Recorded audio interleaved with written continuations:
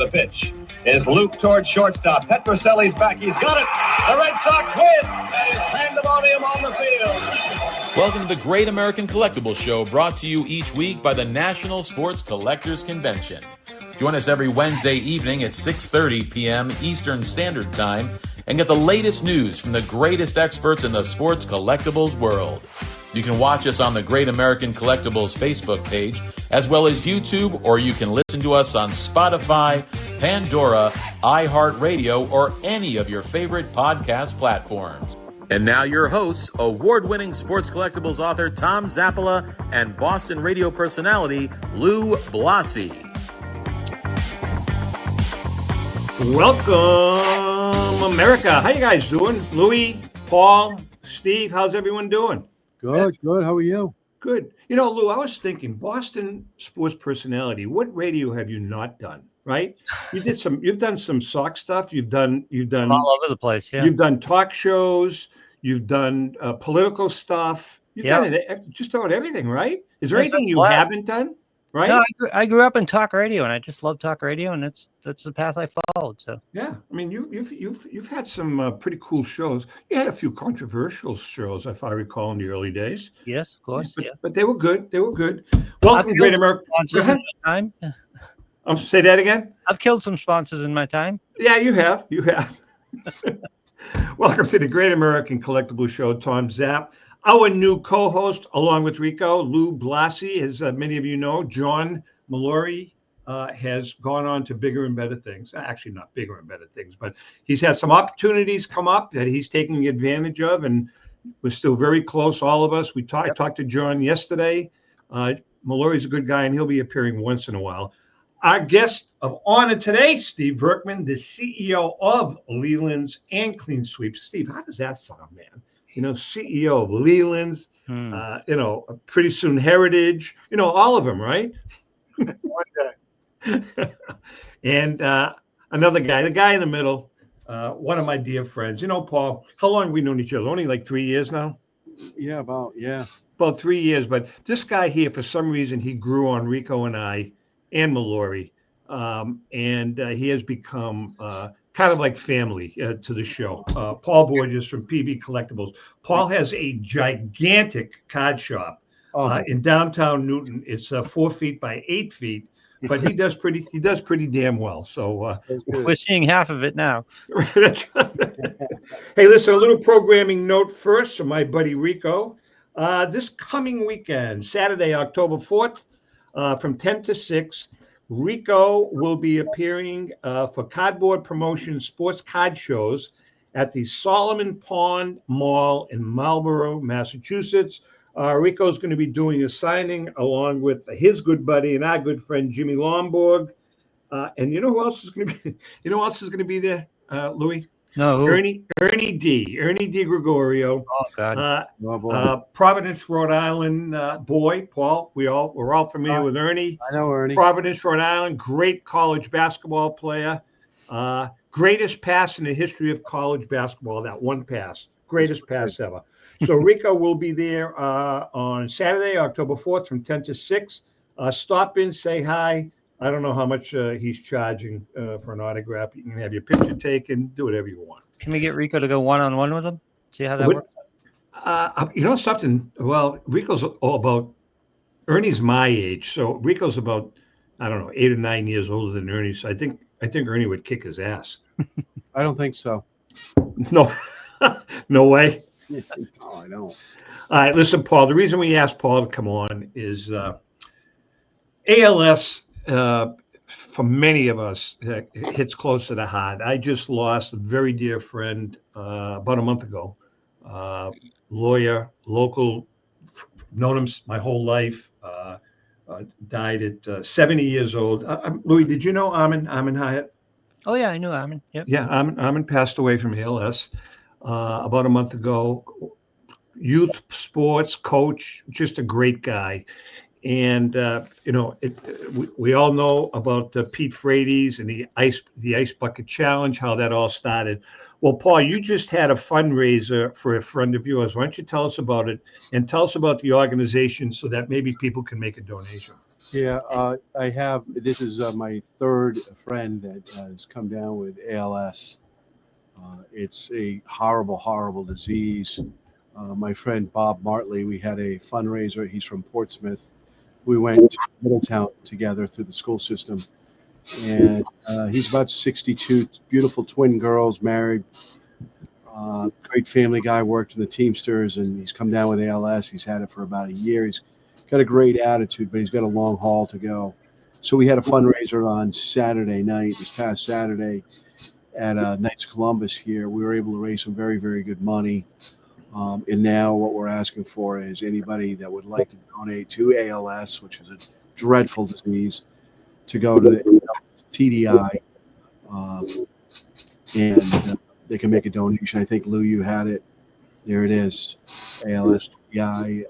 You could make a donation there. It's a great, great organization. I mean, they do great, great work. I have been up there a couple of times. They're doing, hopefully one day there'll be a cure for this. It is a dreadful disease. I think that at some point in time, I have great faith in technology and the medical field. I really do, for personal reasons, and I think that it's just a matter of time that they will be able to combat this hideous disease. Steve, have you ever had anyone you're close to or friends that have had ALS? I have not, fortunately, so I can't share that experience. I have a couple of friends that, one of my closest friend has prostate cancer. It's come back 3 times, despite all the technology, but no one had ALS. Louis?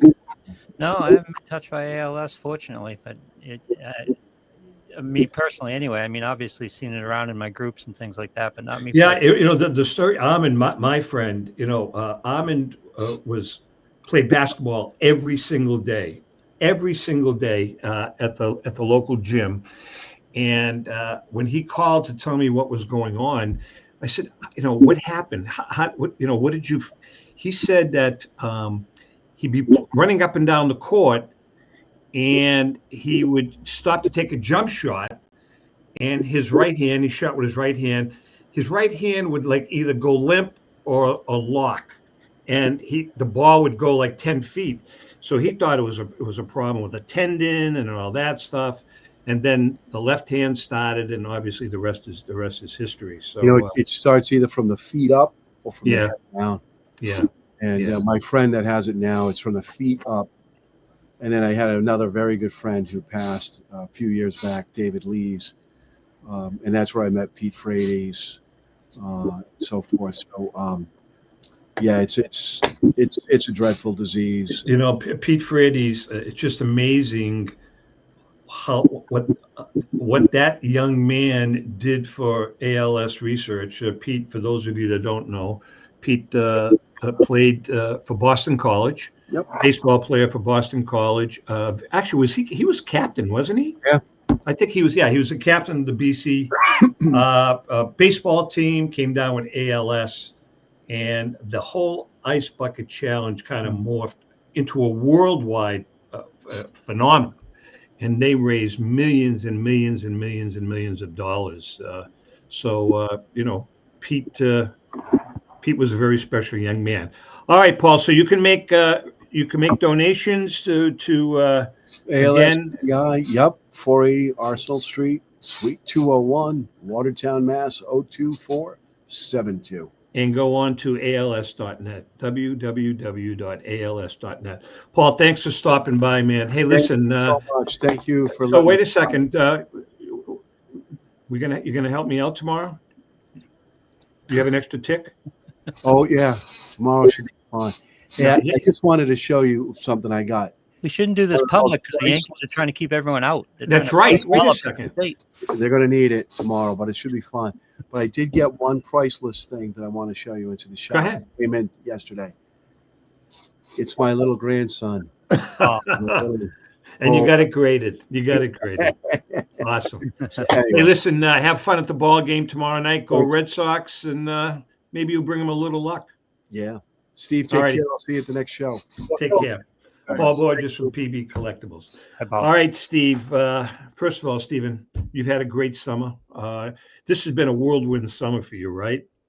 Yeah, it's been the big thing. The national with the two companies is crazy. So everything, everything's very different there, and they're totally separate. But it's interesting trying to.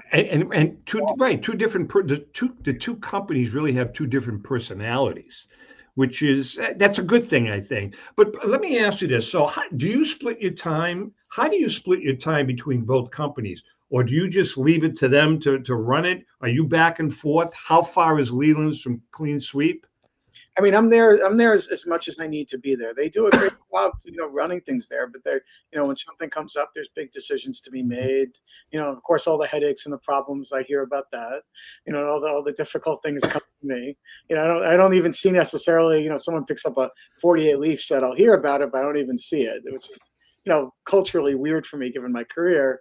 Running a smaller company, but everything gets done perfectly. They do a great job. I'm very lucky, and I'm like an hour and a half away each way to 2 hours each way. It's a tough drive, but we get it done, and we exhibited shows together, and we do deals together and everything else. So we work together very actively, and we just get it done. Now, do you have a key person over at Leland's? Is it Jordan, somebody else, or is it a whole team? Well, it's all of them. I mean, everyone, Leland's, everyone has their own defined job that they do. They're all very good at it. So everyone has the areas they work with, and and then if we have to get everybody together for a marketing decision or something like that, or a scheduling issue, we'll do that. But everybody has their has their little I don't know, their little niche they deal with, or maybe more than a niche, and then they do it. Well, right now, I know Leland's has a pop-up auction going on, and I told you since Jordan wasn't able to join us today, Lou and I would kind of handle it. So it's just for the general population out there. This is a great pop-up auction. It's a couple of days, I believe, but they have some really, really cool stuff. A 1979 Topps Wayne Gretzky rookie PSA 7. Those are some of the other. That's just a great little item, Louis. What else do they have? What I noticed on the Leland's on the listing site was there's a lot of basketball there. It kind of struck me how much basketball there was there. Is basketball starting to challenge, because of the inclusion of the modern market, starting to challenge baseball in the auctions? Well, I think for the newer cards, I mean, this is not my area of expertise. I think the basketball market's far bigger than baseball. Vintage, there's just not as much basketball to collect. But starting in 1980, I think the basketball card market is far bigger dollar-wise than the baseball market, because of Michael Jordan, Kobe Bryant, and all the other guys. You just don't have the equivalent in baseball. Maybe lately, or Aaron Judge, but it's just not. It's just not the same thing. So I'd say the modern basketball market is the I agree with you, Steve. My grandson, he's gravitated, and he and all of his friends have gravitated to basketball. And I'll tell you, man, what's hot is these signed cards by these modern and ultra modern basketball players. That's what they're looking for, signed cards. I mean, it's huge. But on the Leland's end, see, guys like us, the vintage guys, they've got some great stuff, some various signed basketball cards. Cliff Hagan, Dave Bing, one of my favorites, Cazzie Russell, Adrian Dantley. A lot of signed basketball cards. And for vintage basketball collectors, man, there's value there, and those are real hot. Yeah, they are. And the basketball ones were among the least that were signed. Baseball, of course, was first. I'd say football and hockey vintage signed cards are easier to get than the basketball ones for whatever reason.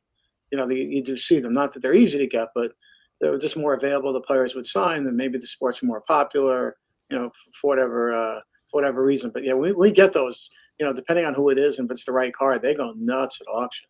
You know what else I noticed? I noticed that some of Clean Sweep is rubbing off on Leland's, because I've never seen this. Maybe I've missed it, but they have some signed historic memorabilia. Taft, Henry Clay, Washington, some pretty cool stuff that's signed. Booker T. Washington, by the way.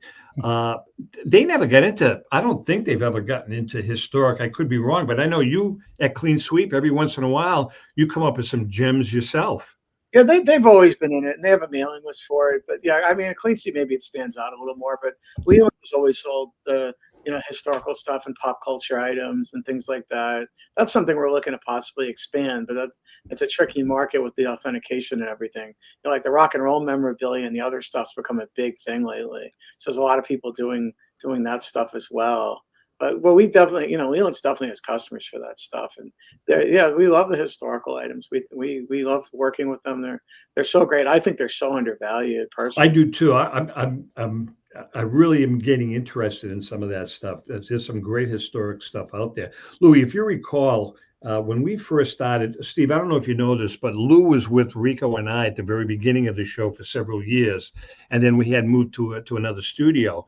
But Lou, if you recall, every other week, remember we used to have Josh Evans on with us. That's right. We'd Yeah. have Josh on one week and then Ken Golden on the next, and they would each do a 10-minute segment. And Josh was absolutely hysterical. Josh Evans was the founder of Leland's, but he would come on with us, Lou. You remember? He would Yep. sing. He would tell jokes. Josh was great. You never knew what was going to come out of his mouth. Remember? I was bouncing around the site today and saw Josh's picture and go, oh, Josh was a great guy. He was We had so fantastic. much fun with him.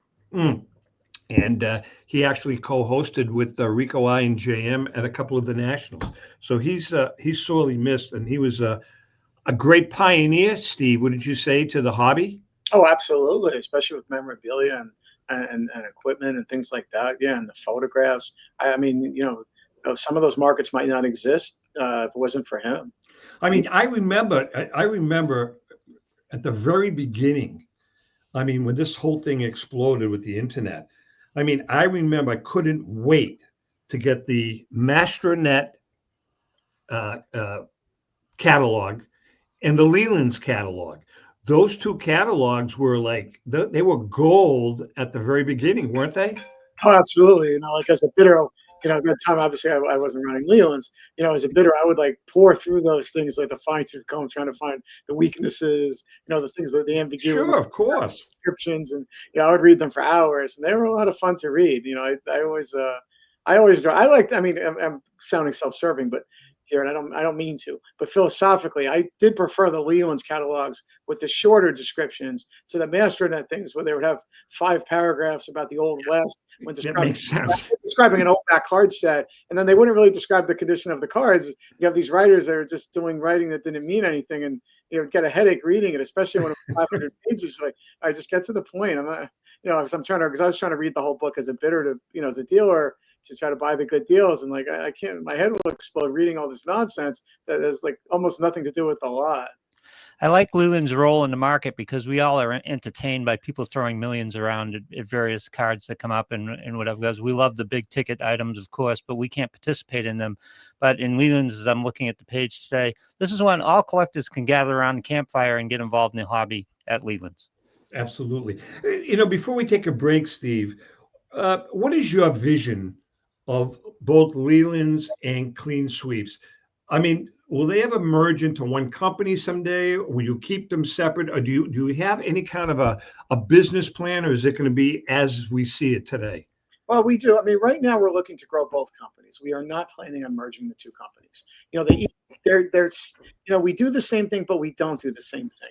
There's things that do wonderfully in a Leland's auction that might not do as well in a Clean Sweep auction. Then there's deep, what you might call deep collector cards, the deep collector autographs, things like that might do a lot better in a Clean Sweep auction than it would in a Leland's auction. And like you said, each auction has a different personality. So we have no plans at all, to give anything up. We're looking to grow all the different auctions, going forward. Awesome. All right, Steve Berkman's in the house. We're going to take a quick break. When we come back, it is week 2 of the Final 4 of the AI Great Basketball Tournament. We'll give the results of that. And then Steve's with us for the rest of the show. So hang in there, and we shall be right back.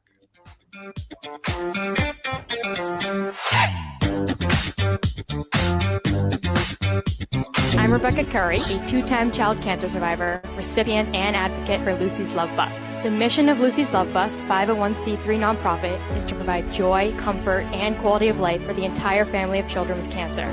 Since 2006, they have delivered love and comfort to over 3,000 children with cancer and their family members across New England. The dream of Lucy Grogan, an 11-year-old cancer patient, was to help kids with cancer who are suffering right now, before there is a cure, by offering free, integrative therapies like art, music, horseback riding, and other activities. Unfortunately, Lucy passed away, but her dream lives on, and today Lucy's Love Bus is thriving. I'm Red Sox Hall of Famer Rico Petrocelli. I hope that you'll consider supporting Lucy's Love Bus and all of those children who have been stricken by cancer. The Great American Collectibles Show is partnering with Lucy's Love Bus to help these kids. Let's continue Lucy's dream. Please go to lucyslovebus.org for more information. Since 1996, Brian Drent and the staff at Denver's Mile High Card Company have led the charge in the collectibles hobby.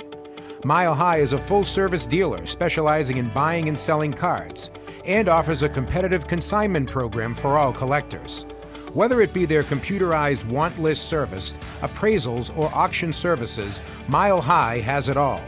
If you've been searching for a company with a selection of high-grade vintage 1888 to 1970 baseball cards and memorabilia that shares your passion, aim high, Mile High. Go to milehighcardco.com or call 303-840-2784 for more information. For more than 30 years, Robert Edward Auctions has been the industry leader when it comes to helping you realize the most money for your baseball cards and sports memorabilia. In addition to their unparalleled reputation for honesty and integrity, they reach the largest number of bidders in the business and offer lower seller's fees, as well as generous cash advances up front on your valuable material. Contact them today at 908-226-9900. That's 908-226-9900 or at robertedwardauction.com. This is Brian Drent, president of Mile High Card Company. Is your sports card and memorabilia collection properly insured? For easily replaced personal property, homeowners insurance is all most people need. But for prized possessions that you may have spent a lifetime collecting, it doesn't go nearly far enough. Collectibles Insurance Services has been insuring for over 50 years. They offer a full range of protection and a $0 deductible at an affordable rate with no appraisals required. I know because they insure my collection. If you have a minute, go to collectinsure.com and learn more about insuring your personal card or memorabilia collection. Hi, this is Dan from Memory Lane Auctions, here to remind you that the renowned Memory Lane Collectibles Company has served as a beacon of light to the collecting community for the past several decades. Indeed, folks, it has been our utmost privilege and pleasure to provide the most enthusiastic collectors with an abundance of the finest sports cards and memorabilia for America's most coveted sports personalities via our world-class auctions. Whether you choose either a private sale transaction or the auction route, Memory Lane cordially invites you to reach out to us to maximize the value of your prized possessions.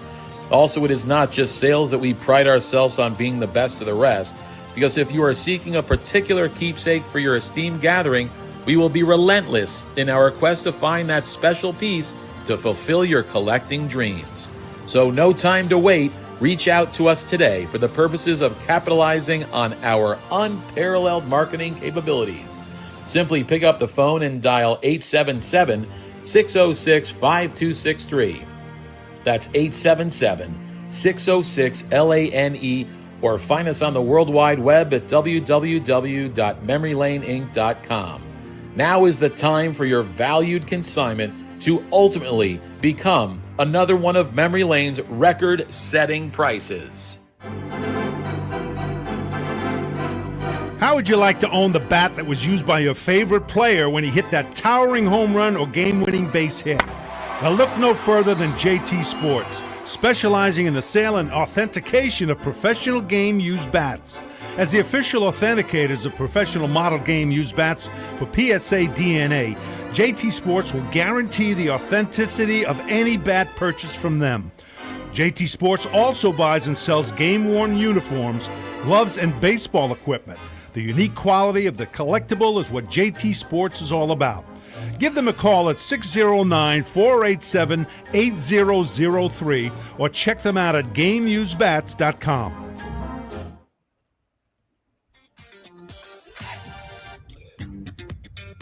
Okay, we are back, and it is time right now, Steve. This is the height of the year. I put a lot of work into this. There's not one person in the United States that appreciates it. Not one, except my wife, Ellen does. It's time right now for the GAX AI Sweet 16 NBA all-time tournament, powered by Danny Shapiro, the basketball savant, and sponsored by our pal, Paul Borges at PB Collectibles. Remember, if you have a bitch about this segment, contact either Danny or Paul, not me. Well, Okay. you know, Tom, with the opening of the NFL and the college football season and the Major League playoffs, it's perfectly timed. It was one of those ideas that I had at the wrong time. I kind of agree with that. Anyway, so we're in the Final Four. Last week, the 1983 Philadelphia 76ers beat the 1966 Philadelphia 76ers by a score of 116 to, no, was that? Yeah, that was last week, Lou, right? No, I'm sorry, they did not. 116 to 99. That's correct. All right, so this week. That was that. No, we screwed up, but that's okay. We screwed up. That's all right. This week. I tried to help, and I screwed it up worse. I know, that's really. So anyways, this week, it is the game between the 82 Sixers and the 66 Sixers. Now, this is interesting because you really have two great teams. You have the 82-83 Sixers led by Moses Malone, and the 66-67 76ers led by Wilt Chamberlain. So here is the matchup.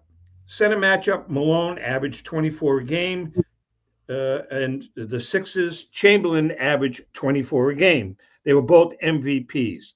On the wings, though, for the 82-83 Sixers, you had Julius Erving and Andrew Toney. For the 66-67 76ers, you had Hal Greer and Chet Walker, along with Billy Cunningham. The key advantage, though, for the 82-83 Sixers, strong defense, rebounding, clutch play, athleticism. And for the 66-67 team, you had a dominant team, high-scoring offense, and passing at a faster pace and playing at a faster pace. However, if you took both of these teams and you looked at it, there was certainly an advantage for the 82-83 Sixers. With the rule changes, the NBA introduced a three-point line in 1979, so that was definitely advantageous for the 82-83 Sixers. Probably not the 66-67 Sixers if they would have played during that time. There was some rule changes with the NBA three-point line, talent and scheme, coaching, all of that. To make a long story short, this one here was kind of a blowout because the final score that AI has is the 1982-83 Sixers 116 and the 1966-67 Sixers 99. Kind of a blowout. Next week, to get into the championship game, we have the Golden State Warriors from 2016-17 playing the 1996-97 Chicago Bulls. That's going to be a hell of a game, Lou, if you really think about it. I think so, too, because similar eras. So yeah, I think that's going to be. You have Steph Curry and Michael Jordan going head-to-head with their two best teams. All right, let's get back to Steve. Wouldn't you have loved to watch Dr. J drive on Wilt Chamberlain? Wouldn't that have been something? God, you remember that? You remember that photo? Actually, it was a clip of him leaving the foul line in midair and jamming it. That was just a great, iconic picture of him. Were you a Sixers fan, Steve, growing up? I wasn't that into basketball. I liked Larry Bird and the Celtic team. The Knicks were very good in the 80s, so there was no team to. It was hard to root for them. So I grew up with the 80s Celtics team. Well, a couple of weeks ago, the Celtics team of Bird, McHale, Parrish, they got knocked off by Michael Jordan's team, I think, wasn't it, Lou? Yeah, one of them, yeah. All right. So you have a gigantic auction going on right now, a clean sweep. As a matter of fact, I could not believe some of the items you have. starting with that lot number 1, that E90-1 Shoeless Joe Jackson rookie card. Can you tell us about that card, Steve? It's just an awesome card. I don't know if you remember. I think I showed it to you before we got it graded at the National. It's just a beautiful card. It's got great centering, great color. That card often has registration and print problems that are typical for the E90-1 issue. So this is outstanding eye appeal. There's a tiny scrape on the back that keeps that at 1.5, but this is head and shoulders above any comparable card in that grade. Even the 3s don't look as good as that card does. It's a card that stands out. Everyone I showed that to at the National, their mouth just dropped. I mean, that card was some serious eye candy. So, now, aside from the obvious significance of the card, now with it's almost a certainty that Joe Jackson's going to get in the Hall of Fame. So that means every Hall of Fame rookie card collector needs this card. The pricing may not change that much, but if it's going to change, it's probably going to be on the rookie card, because any Joe Jackson card right now is a big deal. I mean, they've gone up in the last few years, but who knows what could happen. Yeah. But the rookie card, because so many collectors want to get the rookie card of every Hall of Famer, so now they're going to need that card. So to check off the list, even though it's not the rarest Joe Jackson card, but it's one of the best ones. And dollar-wise, that one I would think has the most upside potential, were he to get in the Hall of Fame compared to his other cards. Was this a known card, Steve, or did it come out of a shoebox somewhere? No, it came from this incredible collection. One of my top clients. I probably sold the card to the person $3,000 30 years ago. Oh wow! Something like $2,500 or something like that. So it's just it's been sitting in a collection for 30 years. Steve, do you get a lot of that? I mean, we were talking about it a couple of weeks ago. In an auction like you're having this week, how many lots in your auction? A little less than 900 in this one. Okay, so you have 900. How many of those 900? Because the answer has always been pretty much the same. How many are new finds that are in that 900?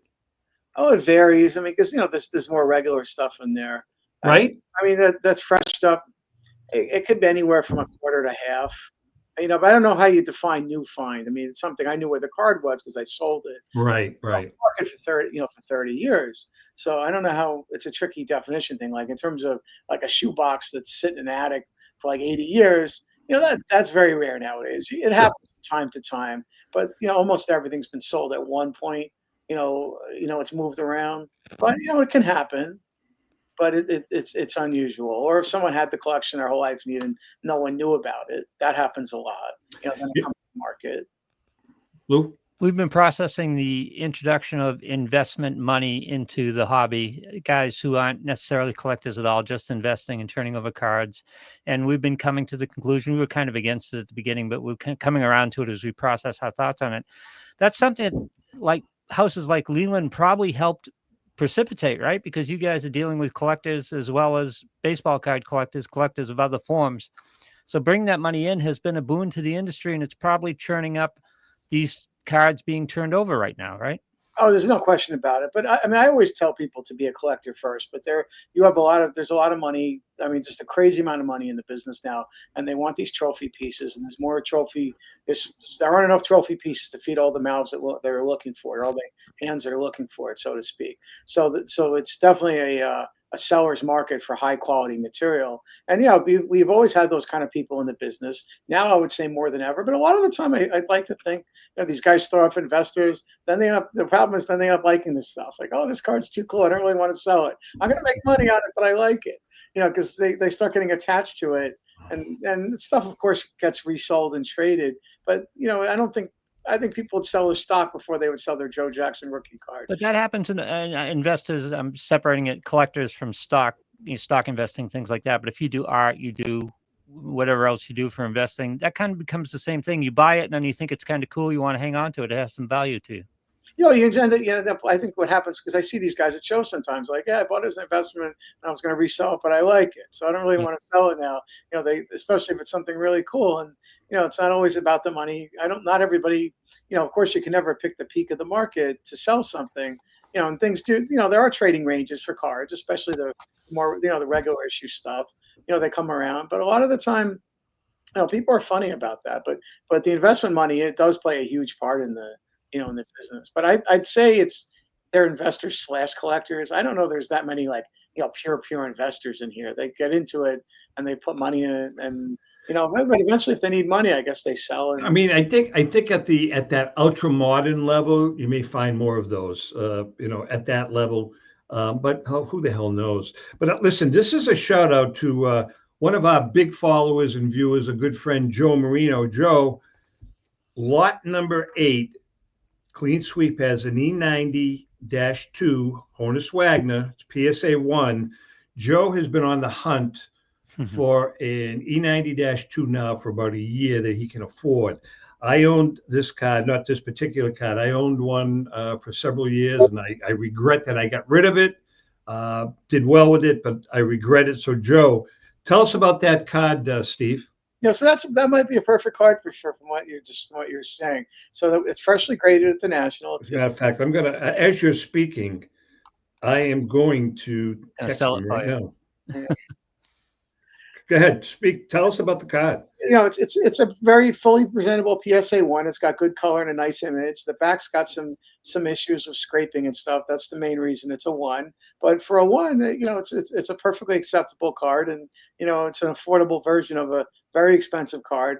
That card, aside from the scarcity of it, is very desirable because it's the same image as on the T206 card. So that's a particularly popular Honus Wagner card, and it's especially desirable because of the image. Well, they've always called it the poor man's T206. Pretty much, it's a great card. It's got beautiful color.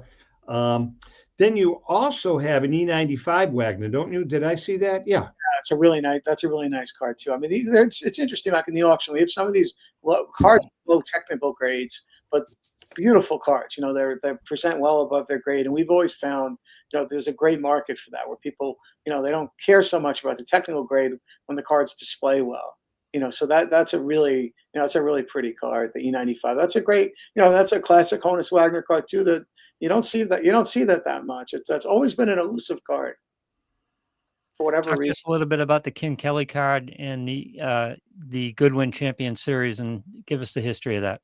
Oh, I mean, I love the 19th century stuff. They're among my favorites. I think they're really undervalued. So in this auction, we have the N162 Goodwins, which one of the ultimate 19th century sets. So we have the King Kelly card, again, in an attractive, presentable one, good color. The card's going to be very popular. And what's good about those cards is, as an auctioneer, we get a lot of bidding on these things because a lot of people can get in on it. It's not going to be a $50,000 card or something. So that's always nice to have a wide variety of people. We also have something which you just never see. We have these ENR playing cards. That's a set that I would argue it's rare. And they have, in some cases, like one card has Cap Anson and Mike King Kelly on the same card. So we have some really cool cards from that. And they've been very popular to this point of the auction. And I haven't seen those in years. These are things that we sold to someone also decades ago, and I just think they're wonderful. I think all those 19th century Hall of Fame cards are just bargains right now, compared to what everything else trades for. Steve, PSA grading fees are going up. Lead times are getting out there again. How do we reel this in? I mean, is it just going to just spiral out of control again? Yeah, it's a great question. I mean, it's honestly, it drives us nuts. I mean, it's just one of the hardest things in running the business now is these turnovers. With how long it takes to get things graded, to get them back and process them. It's hard. You do what you can do and you have to manage it, but it doesn't seem like anything's coming down. I don't think any of this is being driven by vintage cards. It just doesn't make sense in this market that people out of the blue are going to send in 5,000 T206 cards to get graded, or something on the scale of the quantity that would move them. Whereas I've never heard of a story of someone grading 5,000 33 Gaudis or play balls, because you're just not going to, there's not that much of that around not graded to move the needle there. I think it's all being driven by the modern cards and the Pokemon and things like that. And I think PSA maybe has decided that, the vintage card business is fine, but it's not that important to them, is my guess. And, they're going to charge what they have to charge, and it's harder. And in their defense, I once had, one of the former number 2 guys I had lunch with him. He made a funny joke. He said, Steve, it takes a really long time to train guys to grade your stuff. With all the cards you send in. Great. Wonderful. And he's right. He said, if it's Pokemon cards and modern cards, it's very easy to train people to grade, or I shouldn't say very easy, but, easier than it is to start grading DeLongs and Cracker Jacks and, Goodwin Champions and ENR playing cards and, all that kind of oddball stuff us vintage nerds love. That's tricky to grade. And they probably only have 5 people doing that. So, I don't know. It's very frustrating as in this case, a consumer of it, but it's probably not going to get better. Well, I was going to say, what's the solution and what fills this market hole? I mean, there is demand for grading at this point. Is it possible for a grading company to take up the vintage market and take it over and just take advantage of this inefficiency? You mean not like an SGC or another company? Yeah. Yeah, who knows? People have tried it and it hasn't worked. The PSA brand is powerful. We all complain about PSA, but at the end of the day, if we have a high-end thing to sell, it's going to go to PSA. That's the thing. And all they do a great job marketing it. They marketing the company, do a great job marketing their brand. But it's just the turn times are very frustrating.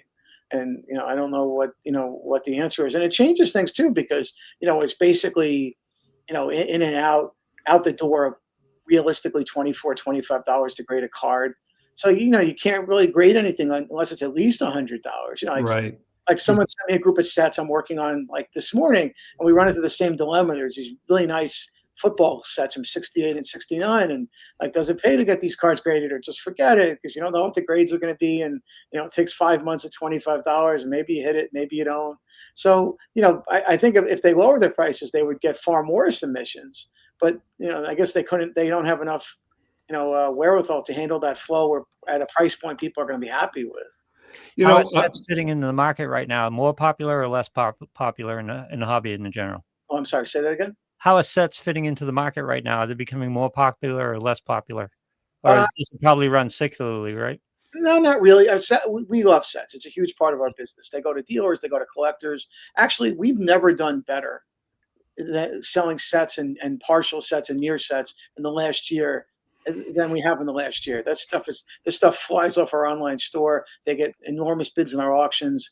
So because people are looking for stuff, and there's also a little bit of a backlash too. So you could take, like, the other funny thing is, like, we sell a lot of lower grade lots. So we'll have like 100, 200 beat up T206s or Gaudis. These things do great. People are thrilled to get 200 of these without getting started with the slabbing, because the slabbing makes it so expensive. So it's a funny dynamic how, like, the bottom end of the market went up in a lot of cases too for the pre-war cards, because not everybody wants a whole graded set. Well, something, Steve, you're making a good point, because I would venture to guess that market is the bulk of the hobby, that 80-20 rule. I mean, you've got the average working Joe that can't afford to get an entire collection slabbed, but he wants the collection. So he buys it raw and he keeps it raw. Nothing wrong with that.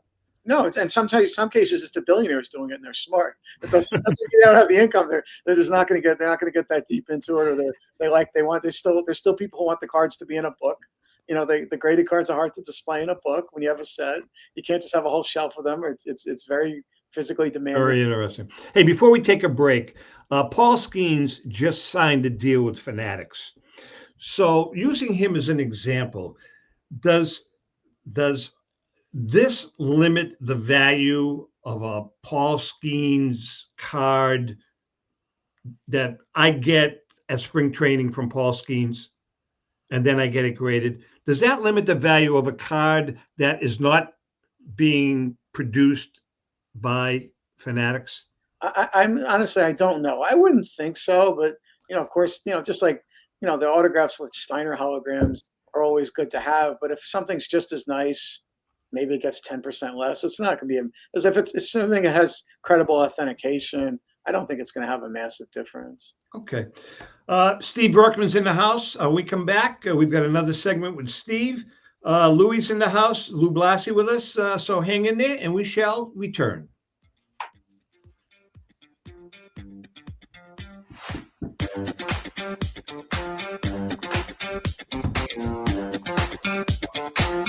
Rebecca Curry, a 2-time child cancer survivor, recipient, and advocate for Lucy's Love Bus. The mission of Lucy's Love Bus, 501c3 nonprofit, is to provide joy, comfort, and quality of life for the entire family of children with cancer.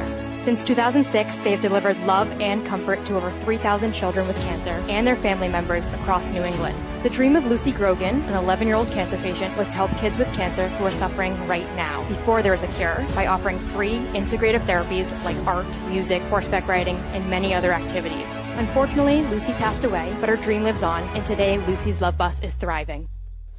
I'm Red Sox Hall of Famer Rico Petrocelli. I hope that you'll consider supporting Lucy's Love Bus and all of those children who have been stricken by cancer. The Great American Collectibles Show is partnering with Lucy's Love Bus to help these kids. Let's continue Lucy's dream. Please go to lucyslovebus.org for more information. Pristine Auction is a family-owned and operated online auction specializing in autographed memorabilia, sports cards, coins, art, and collectibles. Since their founding in 2010, they've grown to 2 facilities in Phoenix, Arizona, totaling over 60,000 square feet. Jared Cavalier and an incredible staff of over 150 team members serve a very large customer base and enjoy every minute of it. By working with leading authentication companies, Pristine ensures all items are 100% authentic. In addition, third-party authenticators regularly travel to Pristine Auction to provide authentication services on site. Pristine Auction strives to operate its business in a way that's honoring to God, their families, and their customers. With a strong focus on speed, quality, and premier customer service, their mission is to be the leading online auction for every level of collector and fan. Pristine also works for Hope Sports and Identity Hoops International, traveling to Mexico to build houses for the less fortunate. Pristine Auction offers several online auction formats with thousands of auctions ending each day. For more information, go to pristineauction.com. That's Pristine Auction, the best in the business. If you're a discerning collector interested in owning the most important pieces in the hobby, look no further than Leland's Auctions. The original sports auction and appraisal house, Leland's was established in 1985 by legendary Pioneer founder Joshua Leland Evans. And today, President Mike Hefner carries on their tradition. From the Tom Brady card and memorabilia collection to the famed Boston Garden auction to high-end card auctions from every major sport, Leland's has always maintained the highest standards. Go to Lelands.com and get your bid in. That's Leland's, the hobby's leading sports auction house for 4 decades. It's often been said that championships are won on the practice field, and world records come only to those willing to work harder than everybody else. Heritage Auctions is the world's largest collectibles auctioneer because we believe that becoming the best is only an invitation to the challenge of remaining the best. This requires the skills of the hobby's top experts, capable of identifying and maximizing value for our consigners. It requires the most visited website in the industry, courting a global audience of collectors over 1.5 million strong. It requires a dedicated press department that expands our global reach far beyond the entrenched hobby marketplace. It's hard work, but a simple premise. Present the finest collectibles to the largest population of potential buyers, and world records will come. We invite all listeners to put the unmatched power of Heritage Auctions to work for you. Auction evaluations are always free, and our commission-based fee structure ensures that our interests are always aligned. Highest possible price for your collectibles. There will always be new world records to chase, so let's chase them together. Visit our website at ha.com and request your no-obligation review today. Hi, this is Dan from Memory Lane Auctions, here to remind you that the renowned Memory Lane Collectibles Company has served as a beacon of light to the collecting community for the past several decades. Indeed, folks, it has been our utmost privilege and pleasure to provide the most enthusiastic collectors with an abundance of the finest sports cards and memorabilia for America's most coveted sports personalities via our world-class auctions. Whether you choose either a private sale transaction or the auction route, Memory Lane cordially invites you to reach out to us to maximize the value of your prized possessions. Also, it is not just sales that we pride ourselves on being the best of the rest, because if you are seeking a particular keepsake for your esteemed gathering, we will be relentless in our quest to find that special piece to fulfill your collecting dreams. So no time to wait. Reach out to us today for the purposes of capitalizing on our unparalleled marketing capabilities. Simply pick up the phone and dial 877-606-5263. That's 877-606-LANE, or find us on the World Wide Web at www.memorylaneinc.com. Now is the time for your valued consignment to ultimately become another one of Memory Lane's record-setting prices.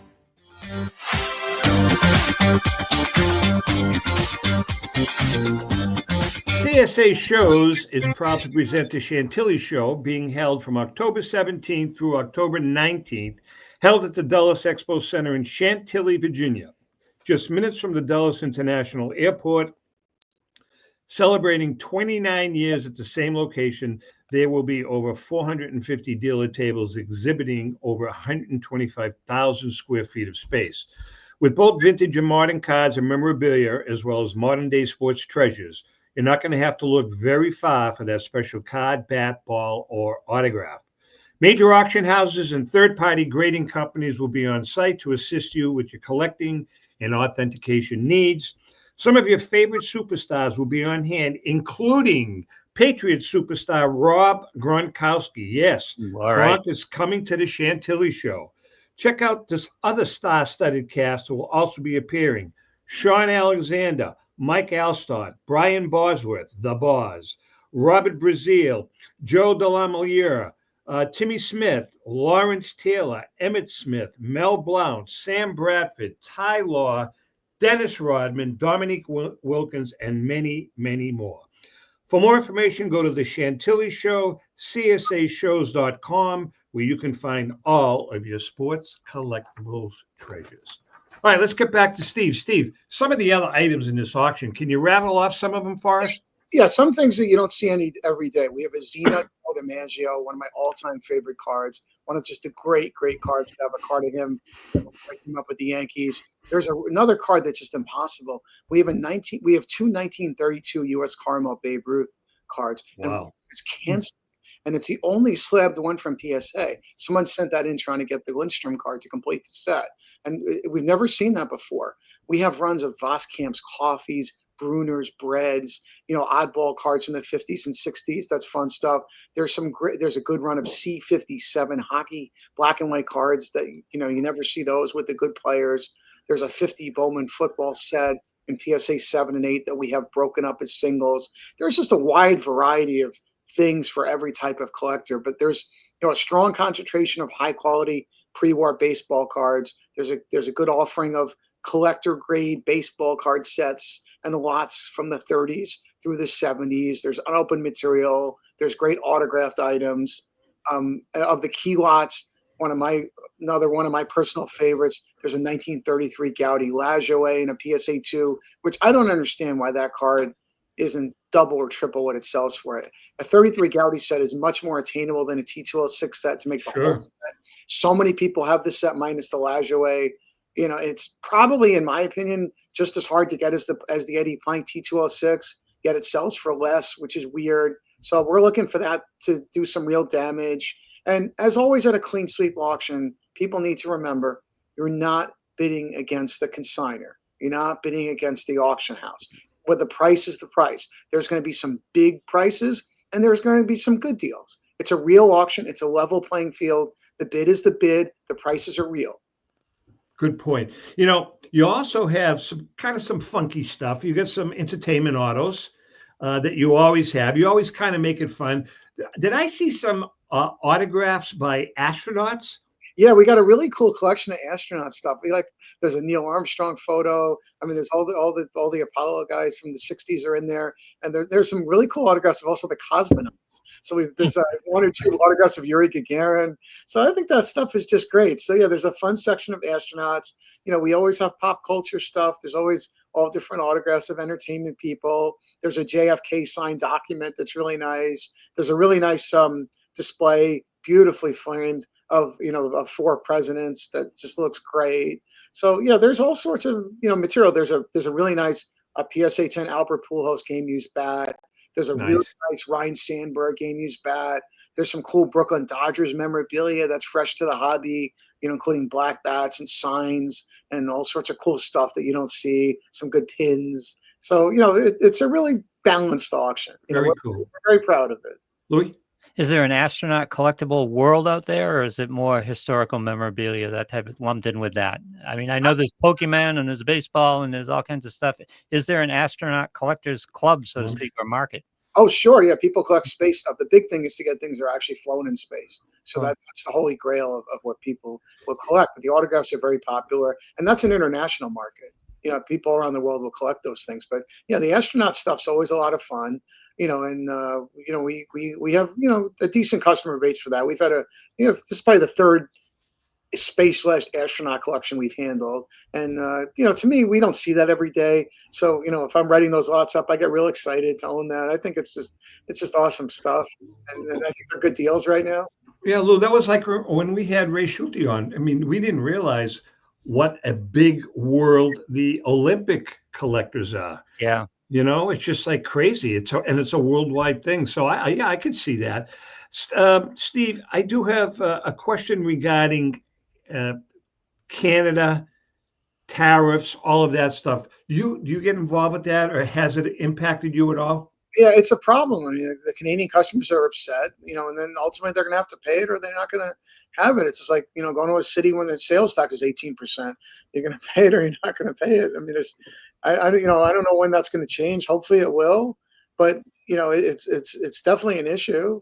And but right now, in the hobby world, nothing's going to change in the short term. It seems like that the collectors are just going to have to adapt. It's crazy. It is crazy, but they're kind of in a rock and a hard place. Let's go back to a little bit the interlacing between Leland's and Clean Sweep. And I guess my question would be, I'm a customer who wants to sell something. Who should I call? Should I call Leland's, or should I call? Good question. Very good question. It's a great question, and it doesn't matter. Either whichever one I shouldn't say that lightly like that. Either company will completely take care of you. And what we feel we offer that no one else does is we have different markets and different places to get your stuff in the right place. And a lot of people mix and match, which is really that was my goal when we did our deal. And so there's things again that will do better in Clean Sweep, and there's things that are going to do better in Leland's. Not everything, it's not a cookie cutter thing when you're talking about collectibles. Even if it's just a run of baseball cards and card sets, certain sets do better in certain auctions. And then from our experience between the two companies, we have 5 different types of auctions, so we can put things in the right place to help everybody out. So that's what we're trying to do, is get everything in the right place, get the best results for our consigners, and also have a consistent, simple message for our customers. So they know where to look. Do you do that at intake, or do you have that discussion? Like, maybe we should go Leland's with this. Maybe we should. That's a good question. Like if Lou submits something to you and he says, "Here, Steve, I'd like to submit this to Clean Sweep," and you take a look at the item, so there's a possibility you'll say to Lou, "You know something, Lou? This belongs in the Leland's auction." Yeah, we go through that all the time. Like last year, one of the funny things in the Leland's auction last time was Willie Mays underwear and clothing items. That was a bizarre thing. And, someone gave that to me at a show, someone I know, and I'm like, "Oh, that's definitely a Leland's lot." And Right. Who authenticated that? That's all I want to know. Sorry, they did great with it. So yeah, there's certain things. Yeah, we'll sit down and we'll move things between auctions, and even things we own. I'll sit with the guys and we'll go, "Okay, which is it a Clean Sweep lot? Is it a Leland's lot? Which auction should it go in?" So we spent a lot of time, thinking these things out, to manage things, the right way. Do you see Hef at all anymore? Sure. I just saw him a few weeks ago. I love Hef. He's a great guy. We're very good friends, good Facebook friends, and he's up to his eyeballs in little kids. It's really, really, really funny. Hey, Louis, why don't you tell our viewers and listeners about Finkelmeyer Insurance? Collectibles insurance, hugely important. Well, the Finkelmeyer Insurance Agency has been insuring collectibles since the early 1980s. The late Tom Finkelmeyer wrote the original sports memorabilia insurance policy when no one else in the industry was insuring sports collectibles. A lifelong collector of sports cards, Tom Sr. instilled the love of collecting in Tom Jr., who's the current president of Finkelmeyer Insurance Agency. Tom Finkelmeyer Jr., with 3 decades of insurance experience, has paired that expertise with 50 years of collecting, and with a litany of professional designations, including counseling and risk management. Tom covers every aspect of your collectibles insurance needs. Unlike other companies that just sell collectibles insurance directly to consumers online, Finkelmeyer Insurance Agency is the only independent retail agent who specializes in sports memorabilia and collectibles nationwide. Representing all major companies that sell collectibles insurance, there's no agent that insures more collectors, dealers, appraisers, auctioneers, or events in the collectibles hobby than Finkelmeyer Insurance. Our good friend and hobby legend John Tovey of JT Sports has been using Finkelmeyer Insurance for over 20 years. For more information, go to thefia.com. That's THEFIA.com. That's Finkelmeyer Insurance, where collecting is their passion and our passion too. Steve, quick question. Last week we used Robin Yount as an example. It's his birthday, just turned 70. That demographic from that time span, the Robin Younts, the Wade Boggs,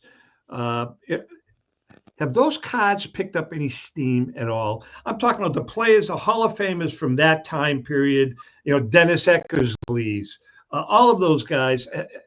Have they picked up a head of steam? I'd say they're solid.